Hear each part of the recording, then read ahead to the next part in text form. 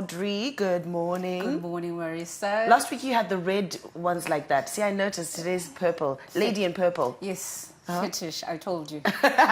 You absolutely did. Audrey, we were discussing the book called Frontline Mum. Now, I must say, when I looked at the cover of this book, I was like, okay, we're going to be talking about war. You know, that's what we're going to be doing, because it does have a lady in her army attire, ready for battle. And we're talking about frontline mums. And this book is written by Chipo Goja, and it was just released, obviously, on the 28th of May. Tell us about this book. Okay, so this book was published in the US. And like you say, the cover, even for me, I found that very fascinating. But she explains that she was just trying to emphasize that mothers are on the forefront. You know, they're in the battle, just like you see firemen, nurses, doctors. Remember when COVID, those essential stuff, people that are allowed to go to work, that's a mother, because she births the child, she natures the child, she looks after the home and everything else. Wow, it reminds me of, you know, those movies of Braveheart, where you have the war scene and there's frontliners who have the spears and, you know, actually just protect the people at the back. So it's actually quite a huge role that mums have to play. And I'm thinking this is about the scripture in the Bible that talks about fathers don't aggravate your children. And one of the topics that I'm reading, I just opened in this book, parenting styles.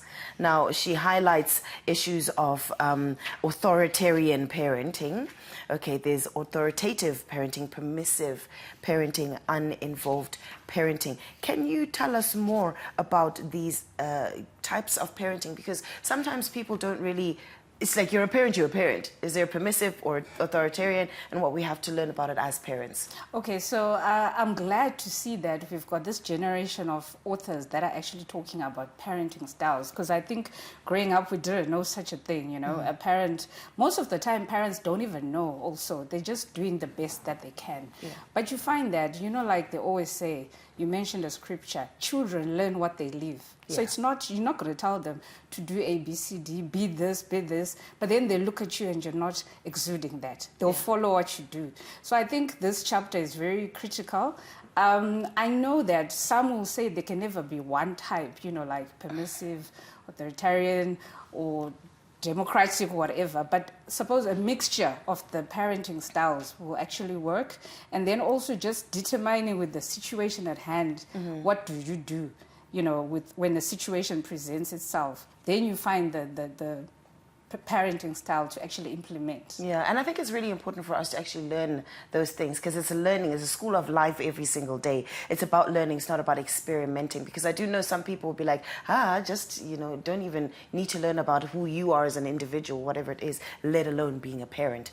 Now, this book is declaring war for mothers. Like she talks about declaring everything against delays, defiles, destroying, deflating, derailing, detouring, distractions. It's a lot of D's in one phrase, but the mother is there to stop this from happening. And how does she do that as a mother? Okay, so if you look at her profile, she's actually a qualified nurse. Okay. She's married to a medical doctor, yes, and then she's got 3 children, a girl and then a set of twins, who are boys. So in the story, she uses her own personal life and then obviously uses her knowledge of the industry to just emphasize her points. So she even starts with the whole conception of a child.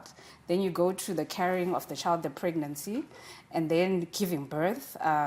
You know, things like, do you find a minder? Do you go to an agency? Do you take your relative?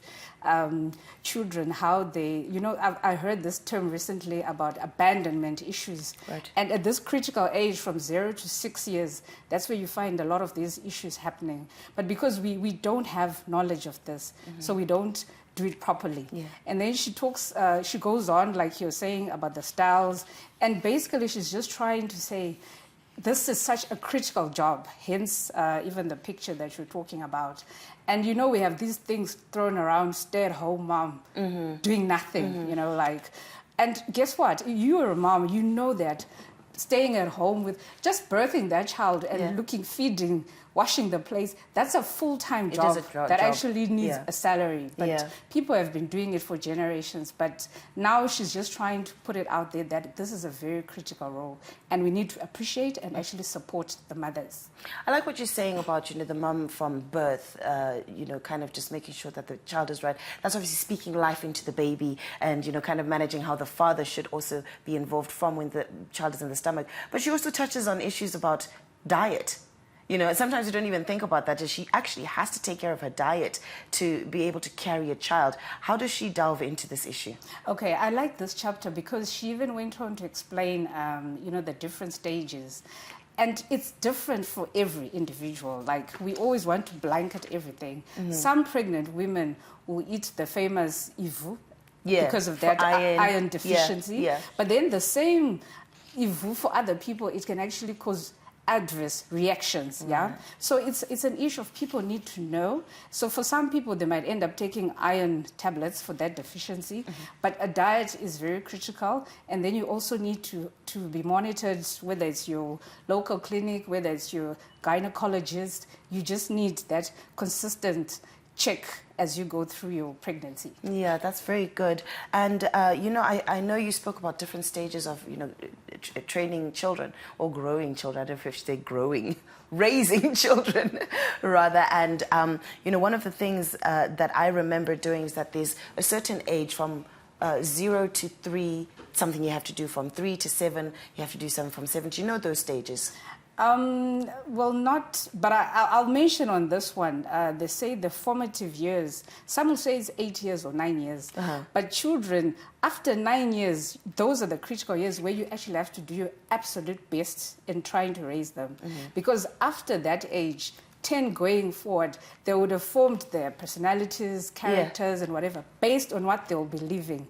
So to parents out there, you actually need to watch what you're doing from 0 to 9 years, very critical formative years for a child. So, what I've noticed as well is I feel like sometimes your instincts, your discernment, or your body tells you how to raise children or how to be in that situation. Do you find that to be true? I would say as a mom, of course. Yeah, that discernment. I think if you're going to appreciate the fact that you need to put those child to a higher power, the whole conception, it's actually a miracle in its own form. So if you do that, then that discernment will come. But I find that for most of the mothers out there, people are going through a lot. Right. Some of these children, they're birthed in very difficult circumstances.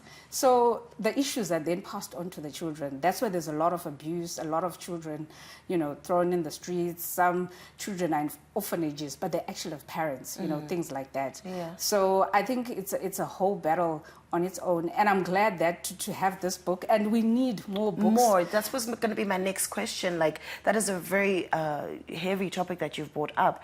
And is there more material to help us kind of delve into this world of knowing how to be parents? And number 2, traditionally, as our culture, will we accept it?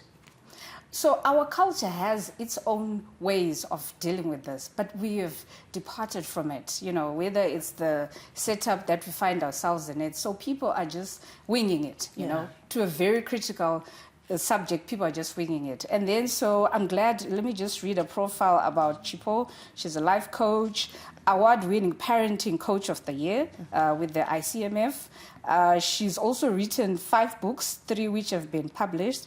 And then she runs, she's a founder of Fortune Mindset Coaching, which mentors moms and girls. Right. So I think now these platforms, they need to be spread throughout the country, because I think most of the things are just centered around Harare, and that's a problem. Oh, yeah, you think so? Yes. So, look, this woman, she's very phenomenal. I mean, I'm also reading her bio and everything, and this is a lot going on for a woman who's raising a family and kids. Now, when a man picks up a book like this, how do you think he's going to feel about this? Is he going to feel left out and just think, oh, it's not only just mothers? Because I was raised in a home with a single dad. He was my dad. He did everything. He did our hair, even, and things like that. So for the man who's doing the same thing, how do you think they feel about this? You know, I'm glad you brought up the subjects. And to authors out there, they also need to write, there's some phenomenal dads raising children. Even in my case, yes, my dad remarried. We had a stepmom, but he was like the primary caregiver in that house. Yeah. So they are, and then if a dad is going to pick up this book, they will appreciate all the facts. The side of a woman. Because it will resonate with what they have been going through. But this is a read for everyone: moms, dads, schools, institutions, even the healthcare providers. Because this is coming from a certified health professional. She has worked in the health industry, and then at some point she was also a stay-at-home mom. She chose to stay at home. Yes, and look after her children. That's yes. very good. Now, Audrey, where do we find this book? This book is at Innovate and is also available on Amazon for $10. For $10. Yes. And her social media handles? Chipo Gojo on all social media handles. She's very active and she speaks on groups. That's how I even found her. She's very passionate about. She's very passionate about this topic. Very passionate about this topic. That's absolutely fantastic. And how much is this book? $10. Just $10. Chete at Innovate bookstores. Yes, and you can also find it on Amazon. Correct. For $10. Guys, this is a great read. I'm always talking about how we are in the school of life and we learn every day. We don't know everything. But there's room to learn more stuff. And there's many seminars. I know, particularly at our church, we have bumps. What is it? Mums and bubs or something? Yes. To do with how to raise children. Parenting courses, relationship courses. And I'm sure that in other churches as well, they have a lot of that. And I think it's very important to kind of put back our traditions and actually learn how to raise a great generation. Konapo, ipapo pa ZTN Prime, DSTV channel 294, the place to be.